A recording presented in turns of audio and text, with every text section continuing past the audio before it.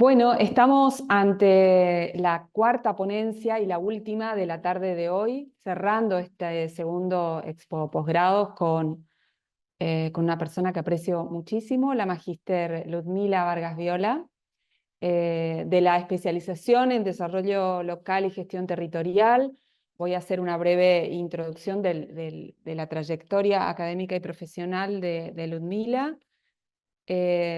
Actualmente se está doctorando en Ciencias Económicas en la Universidad del Nordeste, también se está doctorando en Política y Gestión de la Educación Superior en la Universidad Nacional de 3 de Febrero. Es magíster en Desarrollo Humano y especialista en Desarrollo Humano por Flaxo. Es especialista en Gestión de Empresas Agropecuarias, profesora universitaria por la Universidad Nacional del Nordeste. Es licenciada en Economía por la Universidad Nacional de Cuyo. Es profesora actualmente en la Universidad Nacional de Morón y, por supuesto, en la Universidad de la Cuenca del Plata. Se desempeña también en la función pública en el municipio de Goya. Es coordinadora de proyectos de investigación y desarrollo en la Universidad de la Cuenca del Plata, directora del Observatorio Económico y Social de la universidad, expositora en numerosos congresos nacionales e internacionales, así como evaluadora de ponencias en dichos congresos. Ha publicado numerosos artículos en revistas especializadas, con referato en temáticas vinculadas, entre otras, al desarrollo. Un placer presentarte, Ludmila. Es tuyo el espacio.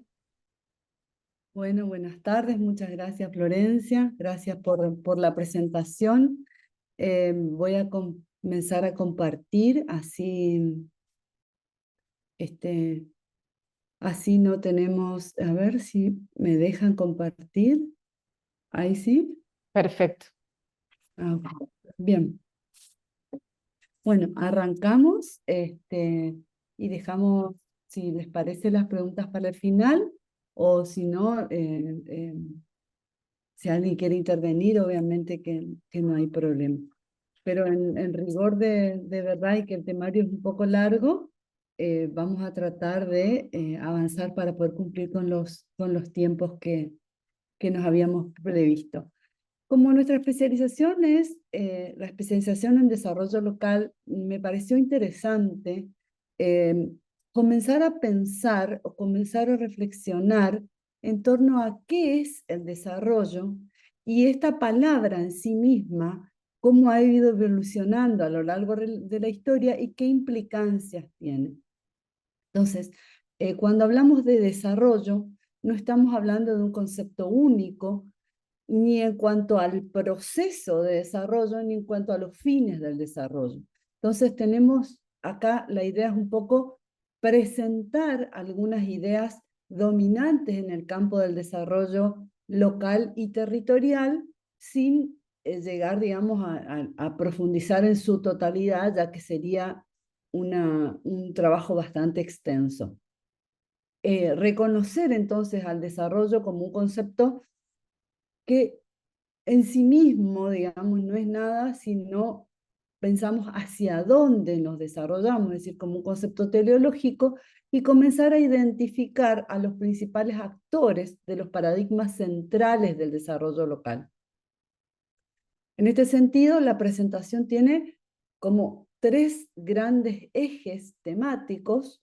Uno, el concepto del desarrollo. El segundo, las adjetivaciones que le ponemos a ese concepto teleológico de desarrollo.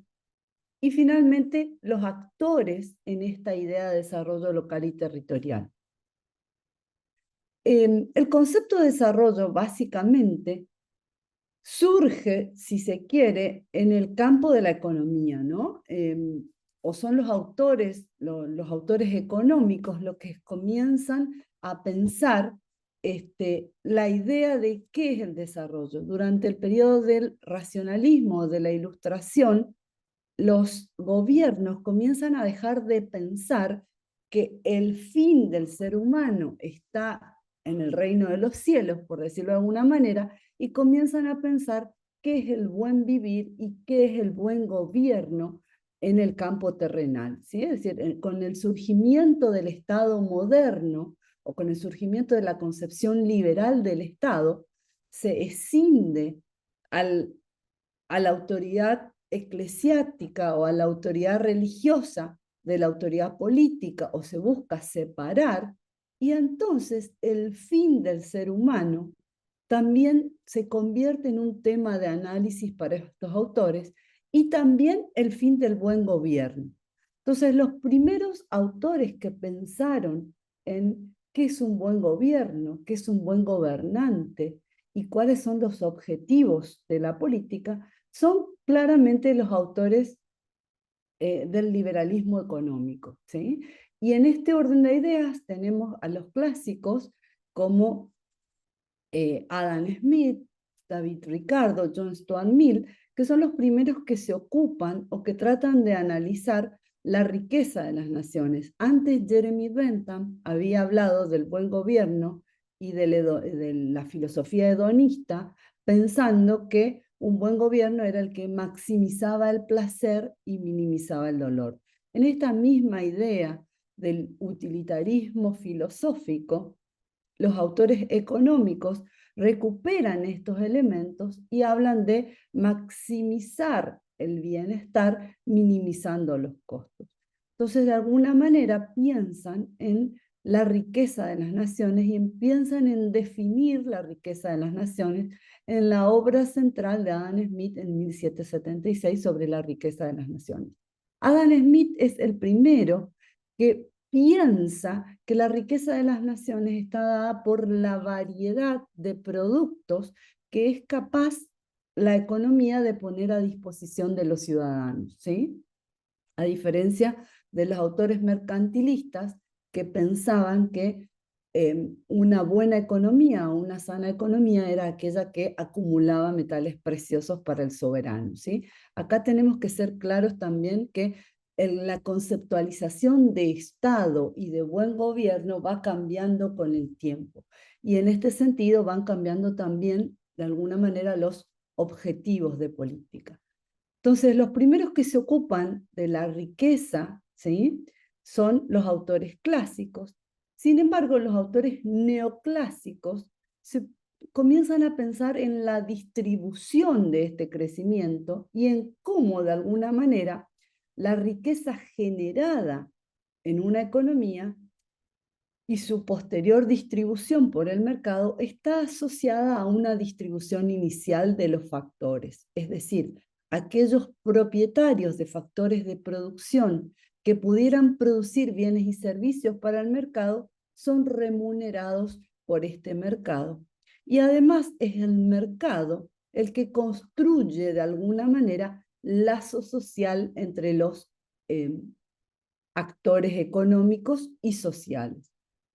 Con lo cual, durante este primer periodo del Estado liberal y del Estado de la teoría clásica y neoclásica, de alguna manera la riqueza y el desarrollo son conceptos muy similares, muy asociados o emparentados, y la variable que se utiliza en definitiva durante este periodo es el crecimiento económico. El desarrollo como una idea diferente del crecimiento económico y del PBI es un concepto que se recupera de los autores aristotélico-tomistas, ¿sí?, de la idea de el buen vivir o de qué es vivir bien, y estos conceptos comienzan a recuperarse durante la década del 40, ¿sí?, en lo que se llama la Carta del Atlántico, que suscriben Churchill y Roosevelt, donde piensan que la paz, ¿sí?, a diferencia de la permanente guerra, es un fundamento de la seguridad económica y social y el compromiso del orden mundial. Es decir, cuando se pierde la paz, ¿sí?, producto de las dos grandes guerras, los individuos comienzan a valorar también, si se quiere, la paz como un elemento fundante del buen vivir. Y el Programa de Naciones Unidas, que emerge con posterioridad a la Conferencia de San Francisco en el 45, recupera entonces nuevos elementos que hacen a el bienestar o al desarrollo, ¿sí? Entonces, inicialmente, esta idea de desarrollo puramente asociada con el crecimiento económico y entendida como el proceso de acumulación de capital que permite formación de infraestructura, que permite incremento de productividad y que permite el crecimiento económico, en lo que se llama posteriormente la teoría del desarrollo endógeno, comienza a incorporar otras dimensiones al análisis y el desarrollo deja de ser un campo específico de los economistas o de la economía, ¿sí? Pensemos también que en este periodo, con posterioridad a la crisis, se establece, digamos, a las crisis de las guerras mundiales, se establecen también el desarrollo, el concepto, ¿sí? De los derechos humanos, y el programa de Naciones Unidas comienza a pensar en una noción más amplia de bienestar, como les decía, asociada a la paz, asociada a la salvaguarda de la dignidad humana, ¿no? Pensemos también en todo este periodo posterior al Holocausto. Paralelamente, en el campo de la economía, Rostow comienza a describir o describe de alguna manera las etapas por las que van transitando las economías desde las sociedades preindustriales, ¿sí?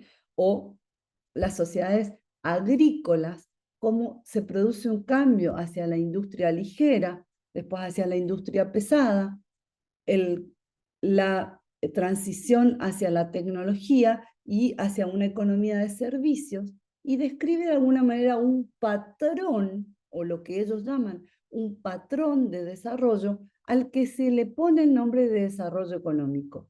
Y entonces se diferencia de alguna manera el crecimiento económico medido en términos de la evolución del PBI del desarrollo económico medido entonces por la transición de las distintas etapas por las que atraviesan las economías, y señala de alguna manera Rostow un sendero, ¿sí?, de crecimiento que atravesarían en teoría todas las economías, donde la producción va desde la producción más agrícola, con empleo agrícola, hacia la transición al empleo industrial y posteriormente de servicios. Lo que destaca Rostow, a diferencia de la teoría de Hirschman del crecimiento endógeno, es el rol del Estado alentando al pase de una a otra etapa, ¿sí? Si nosotros lo trazamos de alguna manera, el paralelismo en la Argentina sería la transición, ¿no? Los periodos que conocemos de easy, fácil, como le dicen algunos autores, a la industria liviana, y la easy pesada o la easy difícil, ¿no? Este periodo de sustitución de inversiones. Pero alentado por un actor central en este proceso de transición económica, que es el Estado, a diferencia de Hirschman, por ejemplo, que plantea simplemente una teoría de crecimiento endógeno, o de Solow, donde explica el crecimiento en el cambio tecnológico y en el crecimiento poblacional. Para Rostow aparece un nuevo actor en este proceso de transición económica, que es el Estado, que debe ir dando los impulsos y dirigiendo esta economía hacia las etapas subsiguientes. De cualquier manera, hasta acá estamos hablando simplemente de las dimensiones económicas, ¿sí? El autor que nos permite recuperar, digamos, estos conceptos de la paz y la seguridad vienen del campo del Programa de Naciones Unidas. Otro autor interesante para analizar sería Tinbergen. No me voy a demorar, pero Tinbergen lo que tiene de interesante en el campo de la economía es que especifica de alguna manera, o es el padre de la econometría moderna, de la econometría del crecimiento, y lo que señala es que el gobierno debe especificar las metas de crecimiento y de desarrollo, y que esas metas deben convertirse en variables cuantitativas que deben ser medidas en cuanto a su impacto a través de las políticas. Es decir, estas metas deben ser convertidas en variables cuantificables y las políticas económicas nos servirían para medir el aporte de estas políticas a las metas. De alguna manera, lo que nos plantea Tinbergen es algo más de corte metodológico, que es modelizar el impacto de la política que nos contaba Rostow anteriormente sobre las variables seleccionadas en el campo político, ¿sí? Hasta acá se mantiene entonces esta división entre la economía como ciencia que permite modelizar y describir, y la política como aquella ciencia que establece las metas de mediano y largo plazo.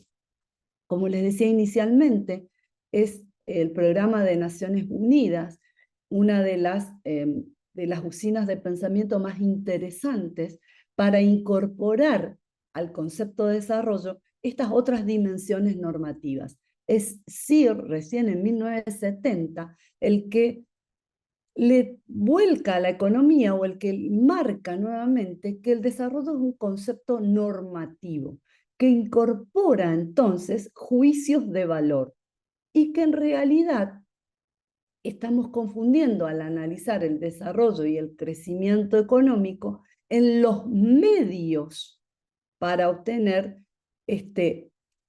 la calidad de vida de las personas. De alguna manera, el Programa de Desarrollo de Naciones Unidas recupera esta noción filosófica aristotélico-tomista del buen vivir, ¿no? Y entonces nos dice, en realidad, lo que a nosotros nos interesa no es el crecimiento económico per se o la transición económica laboral desde una economía, si se quiere, más de tipo pastoril hacia una producción industrial, sino en realidad lo que nos interesa, o lo que nos debería interesar, es poder medir la calidad de vida de las personas. Entonces, la medición se desplaza desde variables como el PBI o el empleo industrial sectorial hacia aquellos logros que tienen las personas, es decir, hacia la calidad de vida de las personas. CIRS nos destaca que lo importante para medir el desarrollo es poder medir la calidad de alimentación, empleo, igualdad y equidad.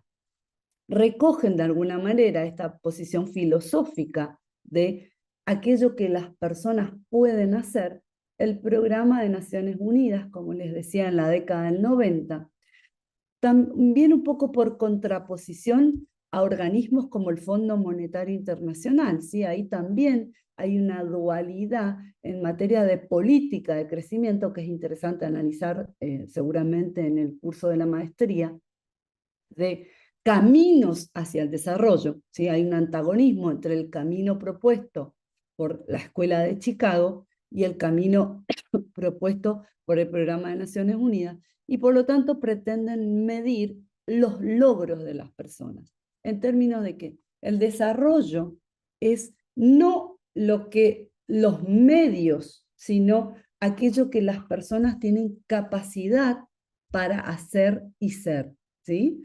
En este sentido, destaca el trabajo de Amartya Sen, Premio Nobel de Economía, y de Mabukul Haq, que es quien está a cargo en el Programa de Naciones Unidas del desarrollo del Índice de Desarrollo Humano, que marca una nueva connotación filosófica y estadística de qué se entiende por desarrollo. Entonces, el desarrollo humano deja de medirse en términos del crecimiento del PBI y comienza a medirse en términos de los logros de las personas en estas sociedades, recuperando estas ideas de Tomás de cuál es el sentido del vivir en la ciudad y el sentido de explotar las potencialidades humanas en la expresión más aristotélica. Entonces, en este sentido, el desarrollo se mide por la calidad de vida que se alcance, por la longevidad y la salud, y por el nivel de conocimiento, ¿sí? No se mide más simplemente por el PBI, sino el desarrollo comienza a medirse por aquellas capacidades que los seres humanos pueden desarrollar y que son capacidades que les van a permitir de alguna manera acceder a una vida más libre. Recién en la década del 90, el desarrollo comienza a ser un concepto, si se quiere, inter y multidisciplinario. Hay autores que introducen otros elementos, la paz, la economía, la medición del ambiente como base de la sustentabilidad, la justicia y la democracia como un buen gobierno, ¿sí? Otro autor muy interesante es McNiff, que señala la teoría del desarrollo a escala humana y incorpora dimensiones subjetivas, ¿sí? Aquellos recursos no convencionales, nos marca que el desarrollo es un proceso complejo, axiológico, ¿sí? Multidimensional, constructivista, es decir, que depende de alguna manera de la sociedad que estemos evaluando y que tiene dimensiones cualitativas e intangibles.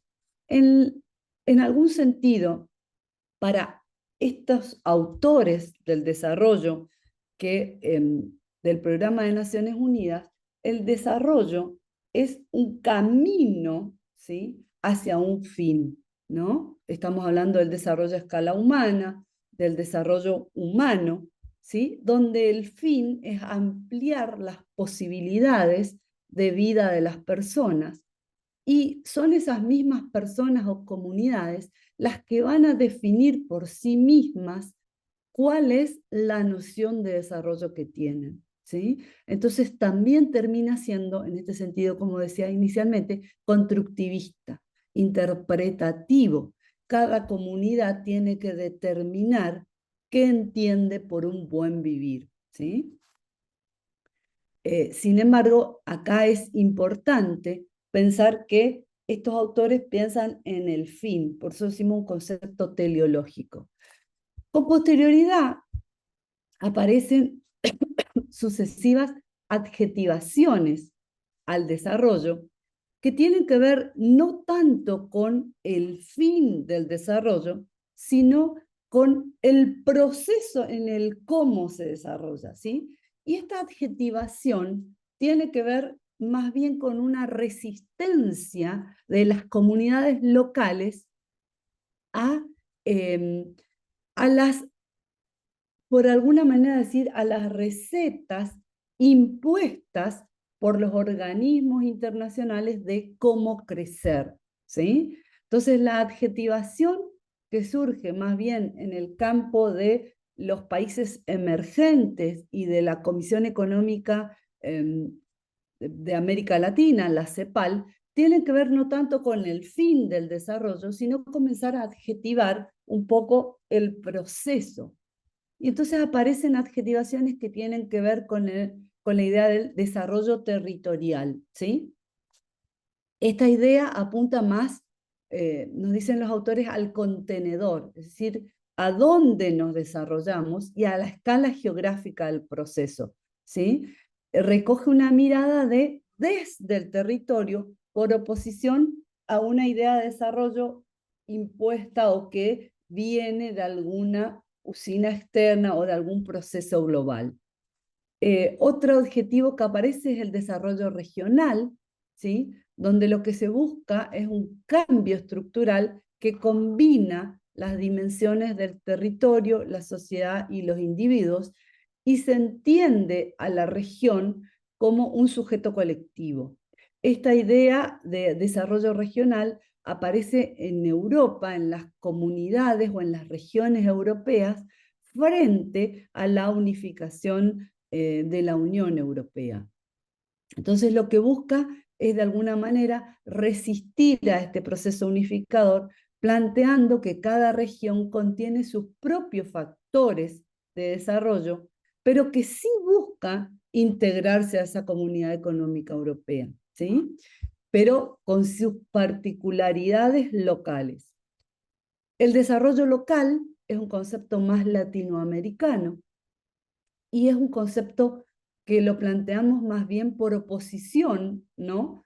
No podemos pensar en algo local sin pensar en que es una resistencia a un proceso global, ¿sí? Pero una resistencia que parte de la teoría o de las conceptualizaciones de la idea centro-periferia, ¿no? De pensar en esto que decíamos hoy. Los autores de la teoría centro-periferia señalan que una de las grandes limitantes para el crecimiento económico de los países más rezagados tiene que ver con que los países desarrollados van a impedir este proceso de inserción y que la inserción de lo local en lo global va a ser siempre desde la periferia, ¿no? Entonces, esta idea de desarrollo local surge o tiene su correlación con la idea de resistir a la globalización y de pensar también desde la teoría o desde la doctrina centro-periferia. También, de nuevo, se destaca en esta adjetivación las capacidades de los actores locales para pensar una propia matriz cultural de desarrollo, para pensar en una estrategia de inserción global desde lo local, y para los autores, como les dije, europeos, es un adjetivo que busca marcar la resistencia, y para los autores latinoamericanos es un adjetivo que busca marcar la teoría de desarrollo centro-periferia. ¿Sí? Es decir, que no existe una única receta globalizadora, sino que los actores locales pueden pensar en propias estrategias de desarrollo. Otro adjetivo que hablábamos al principio es el desarrollo endógeno. El desarrollo endógeno, en definitiva, es un desarrollo cuasi natural que no necesita la intervención de actores locales, que se da por un proceso de acumulación, formación de infraestructura e incremento de productividad. Sin embargo, se encuentra que en este proceso globalizador ya los actores económicos no son puramente locales, sino que son transnacionales. Entonces, este patrón de desarrollo que nos planteaba Rostow de desarrollo económico, de que cuando la economía acumule suficientes excedentes puede dar el salto hacia la etapa siguiente, no necesariamente va a ocurrir porque los procesos de globalización pueden permitir la acumulación en un territorio y la reinversión o formación de infraestructura en otro territorio. Con lo cual, finalmente, el desarrollo que le va a corresponder a cada territorio es una fracción del incremento de la productividad global. Otro adjetivo posible, estoy resumiendo de una manera como para dejarles la idea simplemente detrás de cada una de estas teorías. Ustedes se dan cuenta que hay un modelo filosófico, un modelo político y un modelo de praxis política, ¿sí? Otra calificación es el desarrollo descentralizado, que lo que busca es un proceso de asignación de competencias a los gobiernos locales, ¿sí? Para que cada gobierno local comience a pensar en su propia matriz de desarrollo, ¿sí? Y por otro lado, el desarrollo de abajo hacia arriba. También la idea de desarrollo local tiene una noción de pensar que son los actores desde el territorio los que piensan su matriz de desarrollo, ¿sí? Y su objetivo de desarrollo desde el territorio, a diferencia de una noción de una receta que viene de alguna manera impuesta desde un organismo o desde otro lado. Entonces, la descentralización permite generar los recursos y las unidades económicas y de poder político para poder pensar las propias estrategias. En este sentido, pensemos que estos adjetivos, a diferencia de los adjetivos anteriores, operan como forma de desarrollarse, ¿sí? Otra noción que es más moderna y que nos parece interesante plantear es la idea del desarrollo sostenible, donde busca el desarrollo sostenible articular las distintas esferas entendidas del desarrollo para generar una nueva matriz de desarrollo económico. En el desarrollo sostenible es importante la dimensión política, la dimensión educativa, la dimensión económica, cultural y medioambiental. Y cada una de esas dimensiones, ¿sí?, va a generar una entrada, ¿sí?, y va a generar una salida. Si la participación de los actores en el plano político van a generar un modelo normativo.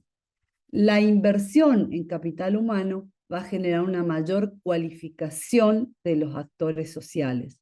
La sostenibilidad en el plano económico va a generar empleos verdes.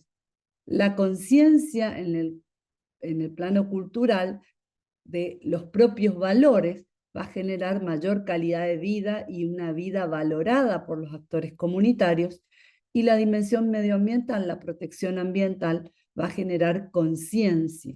Entonces acá tenemos en la idea de desarrollo sostenible una adjetivación multidimensional que no solo nos está dando un modelo de objetivo final de desarrollo, sino también un modelo de proceso de este desarrollo, ¿sí? Es lo que, a diferencia de los modelos anteriores. Esta idea de desarrollo sostenible se plasma también en el Programa de Naciones Unidas en los objetivos de desarrollo sostenible que tienen que ver con estas múltiples dimensiones que veníamos hablando. Por otro lado, también es importante cuando comenzamos a pensar el desarrollo desde el territorio, desde la región, desde lo local, quiénes son los actores. Y esta idea de desarrollo desde lo local o de desarrollo como resistencia cambia la mirada que tenemos sobre los actores locales, que pasan de ser beneficiarios de las políticas públicas a ser actores centrales, a asumir un rol activo en el compromiso de generar el proceso de desarrollo y de establecer el objetivo de desarrollo de mediano plazo, es decir, hacia dónde vamos o hacia dónde queremos ir cuando hablamos de desarrollo, dejar de ser meros receptores de la política y convertirse en parte activa de este proceso de desarrollo. Voy a ir rápido en algunos de los modelos más famosos. Uno de los modelos que trabajamos mucho en las universidades es el modelo de triángulo de Sábato, que es un modelo argentino que nos plantea que el desarrollo está dado por una tríada que tiene como actores al gobierno, a la universidad y la empresa, y que tienen que estar interrelacionados de manera permanente para permitir el desarrollo científico-tecnológico y, a partir del desarrollo científico-tecnológico, el desarrollo económico. A partir de este modelo del triángulo de Sábato, un modelo más conocido es el modelo de la triple hélice, donde, a diferencia del modelo anterior, lo que nos dice es que la fortaleza del proceso de desarrollo va a estar dada por la fuerza de las interacciones que existan entre estos tres actores, ¿sí? Este modelo nos marca los actores del desarrollo económico. En cambio, en este modelo, lo que nos marca es el proceso de desarrollo, y la fortaleza o la velocidad está dada por los lazos que existan entre estos tres actores. Mientras mayores sean estos lazos, mayor o más rápido va a ser el proceso de desarrollo.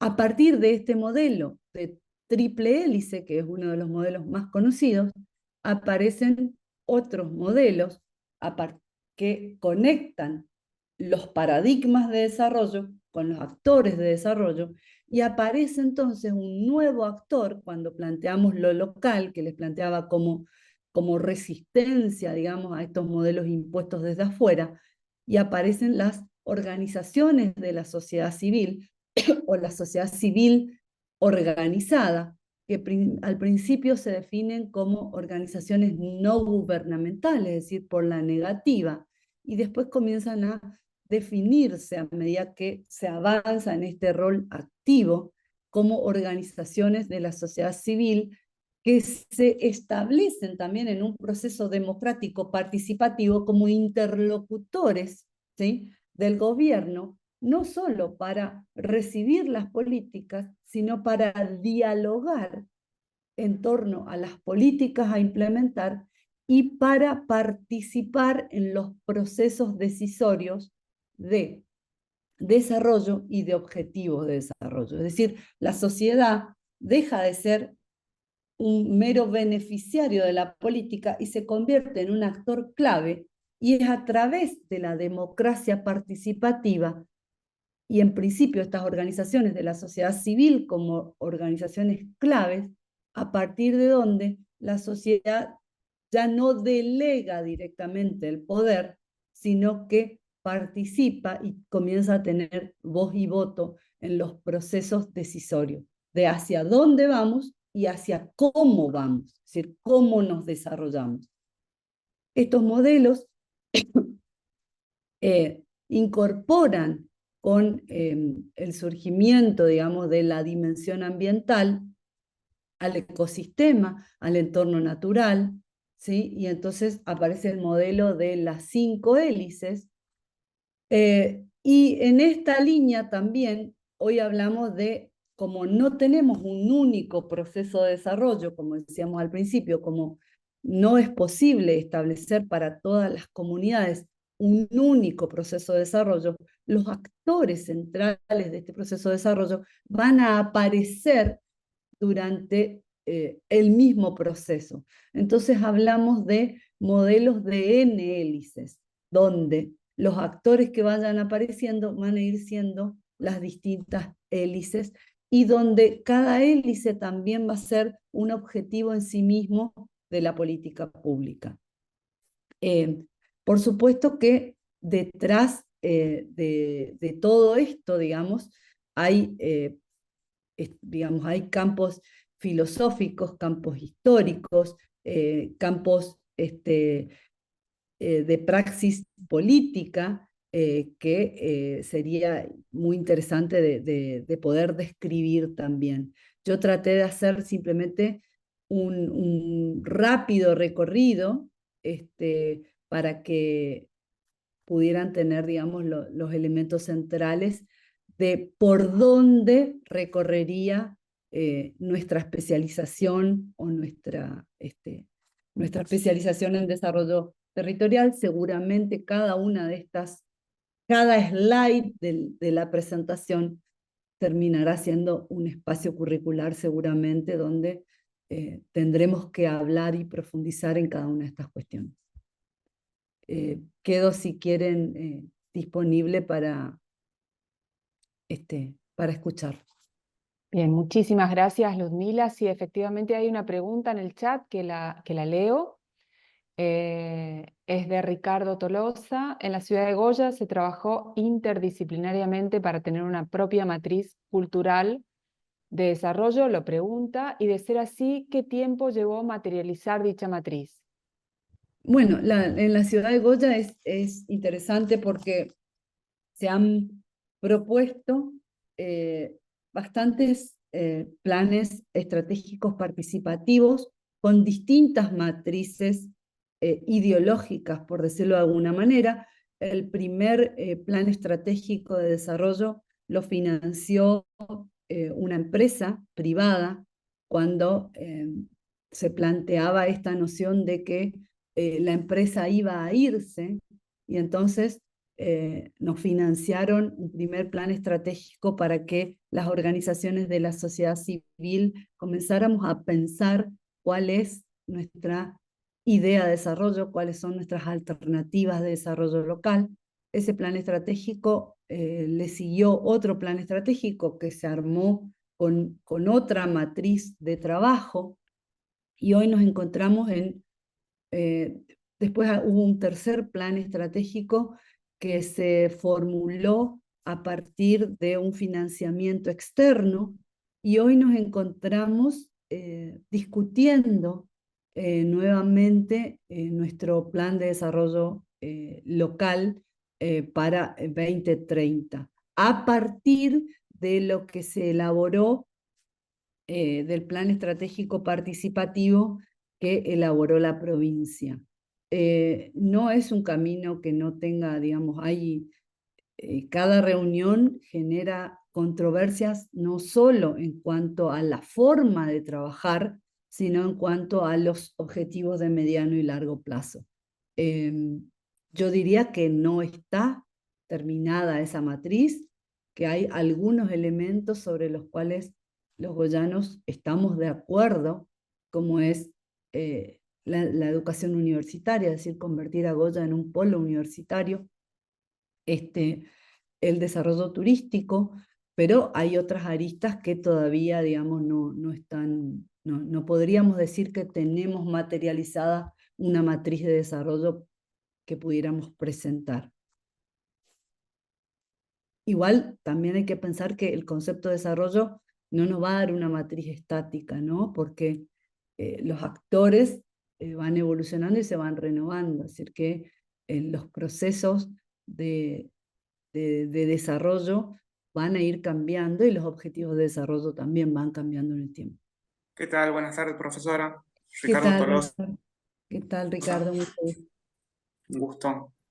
Interesante la ponencia sobre el desarrollo local.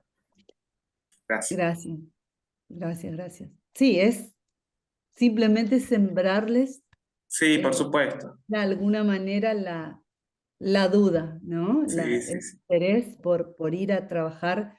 Hemos recorrido, no sé, desde 1776 hasta hoy en 30 minutos. En cada periodo, Por supuesto. actualizaciones de qué entendemos por el Estado, qué entendemos por la política pública, qué entendemos por la democracia, ¿no? En cada periodo histórico, todas estas discusiones se terminan entrelazando de alguna manera el rol de la globalización, de los organismos internacionales, la inserción de las comunidades locales, hasta qué punto las comunidades locales tenemos posibilidad de pensar en una inserción global si no tenemos una inserción regional que nos apalanque, ¿no? Es decir, no es tan fácil pensar desde el territorio una inserción a una economía global totalmente competitiva, ¿no?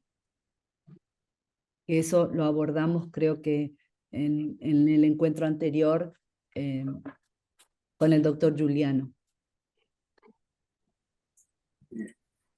Bien, he vuelto porque he tenido un microcorte de internet, así que he logrado volver un segundo. Si hay más preguntas en el chat o algún otro colega que quiera compartir dudas, opiniones, comentarios.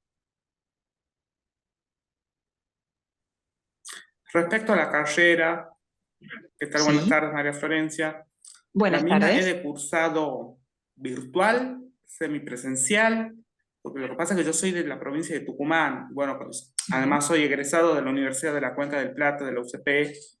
Sí. Y bueno, la verdad que resulta interesante la especialización. Entonces, quería saber la modalidad de cursado, los requisitos de inscripción y demás formalidades respecto a la carrera de posgrado. Bien, perfecto. Bienvenida a tu pregunta. Lo que te vamos a pedir es que nos dejes un mail acá por el chat y Ok, las personas del posgrado se van a comunicar con vos y te van a transmitir toda la información necesaria. Específicamente estás consultando por este posgrado, ¿verdad? La especialización en desarrollo local. ¿O te interesa sí, otro? sí, sí, sí, efectivamente, la especialización en desarrollo local y gestión territorial. Perfecto. Sí. Si nos dejas tu correo por el chat, nos contactamos con vos y te pasamos toda la información. Y así ya tenés una vía de interacción con nosotros. Perfecto. Sí, sí, ahí lo acabo de escribir. Gracias. Perfecto. Bueno, gracias a vos. ¿Algún otro comentario, alguna otra pregunta?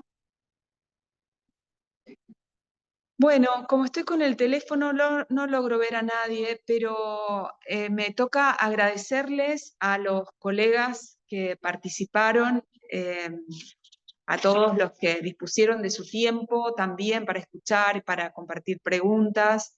Gracias Viviana Bercheni, Perla Dieminger, Gustavo Tripodi y Ludmila Vargas Viola por compartir su conocimiento, sus experiencias y las propuestas de las carreras de posgrado de la Universidad de la Cuenca del Plata, específicamente de la Facultad de Ciencias Económicas y Empresariales, y los motivamos para que nos consulten a través de los correos institucionales o de la página web. Y bien, buen fin de semana y muchísimas gracias. Hasta la próxima. Muchas gracias también Florencia por tu moderación. Estamos acá a disposición y enviaremos a todos los interesados la información sobre las carreras. Muchísimas Hasta la gracias. próxima. Gracias, hasta luego. Hasta luego. Muchas gracias. Luego.